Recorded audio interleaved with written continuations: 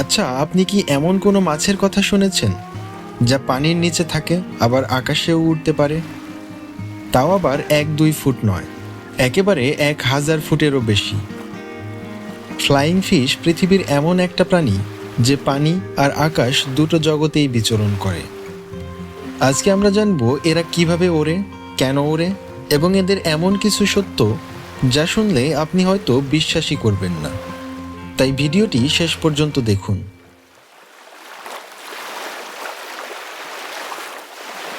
Flying fish, যাকে বাংলায় বলা যায় উড়ন্ত মাছ। পৃথিবীতে এদের প্রায় 70টিরও বেশি প্রজাতি আছে।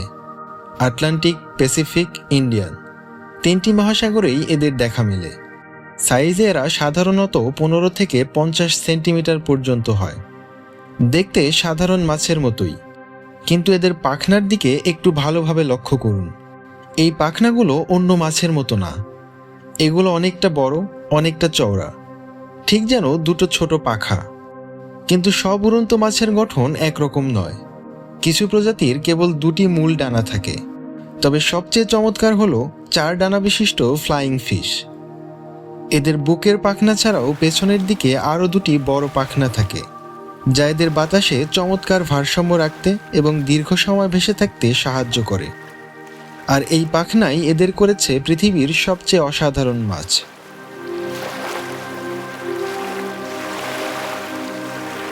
এবার আসি সবচেয়ে এক্সাইটিং প্রশ্নে, এরা আসলে কিভাবে উড়ে? প্রথমে এরা পানির নিচে দ্রুত সাঁতার কাটতে শুরু করে। স্পিড বাড়াতে বাড়াতে সারফেসের কাছে আসে। তারপর লেজ দিয়ে পানিতে প্রচণ্ড জোরে আঘাত করে, সেকেন্ডে প্রায় 70 বার। এই শক্তিটাই এদের পানির উপরে ছুঁড়ে দেয়। বাতাসে উঠেই এরা পাখনা দুটো ছড়িয়ে দেয়, আর তখনই শুরু হয় ম্যাজিক।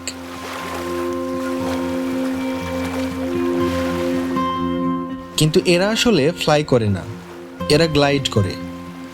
পাখিরা যেভাবে ডানা ঝাপটে ওড়ে, উড়ন্ত মাছ কিন্তু সেভাবে উড়ে না। এরা মূলত বাতাসের ওপর ভর করে ভেসে থাকে, যাকে বলা হয় গ্লাইডিং। ঠিক একটা পেপার প্লেনের মতো বাতাসের লিফট ব্যবহার করে এরা ভেসে থাকে। স্পিড ঘন্টায় প্রায় 60 কিলোমিটার। এরা কখনো কখনো পানি থেকে প্রায় 6 মিটার উপরে উঠতে পারে, যা কিনা একটা দোতলা বাড়ির সমান। আর দূরত্ব, এরা একটানা সর্বোচ্চ 400 মিটার পর্যন্ত গ্লাইড করতে পারে। এই দূরত্বটা প্রায় 4টা ফুটবল মাঠের সমান। একটা মাছ কোনো ডানা ছাড়া 4টা ফুটবল মাঠের সমান দূরত্ব উড়ে যাচ্ছে, ভাবতে পারছেন? কিন্তু এরা এত কষ্ট করে উড়তে শিখলো কেন? এর পেছনে আছে সমুদ্রের সবচেয়ে ভয়ঙ্কর একটা সত্য। আকাশে ওড়ার এই রোমাঞ্চকর কৌশলটি কিন্তু এরা শখের বশেই করে না, বরং এটি তাদের বেঁচে থাকার লড়াই।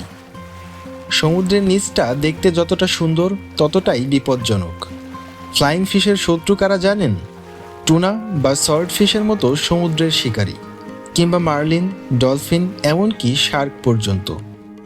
পানির নিচে এদের থেকে পালানো প্রায় অসম্ভব, কারণ এই শিকারীরা ফ্লাইং ফিশের চেয়ে অনেক বেশি শক্তিশালী, অনেক বেশি দ্রুত। তাহলে বাঁচার উপায়? এভলিউশন একটা অসাধারণ সলিউশন বের করেছে। যদি পানিতে পালাতে না পারো, তবে আকাশে পালাও। শিকারী যখন এদের পানির নিচে খুঁজে বেড়ায়, এরা তখন আকাশে ভেসে বেড়ায়।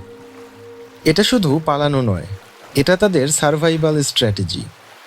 লক্ষ লক্ষ বছরের ইভলিউশন এদের শিখিয়েছে, দুই জগতে থাকতে পারলে কেউ এদের সহজে শেষ করতে পারবে না। কিন্তু এখানেও একটা সমস্যা আছে, আকাশেও এরা সম্পূর্ণ নিরাপদ না।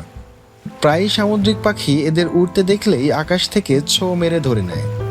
পানিতে বিপদ, আকাশেও বিপদ। দুই জগতের প্রাণী, কিন্তু দুই জগতেই শত্রু। এদের জীবন অনেকটা ডাঙায় বাঘ, জলে কুমিরের মতোই। ফ্লাইং ফিশ, পানির নিচের ভয় যাকে আকাশ দিয়েছে। এরা আমাদের একটা অসাধারণ লেসন শেখায়।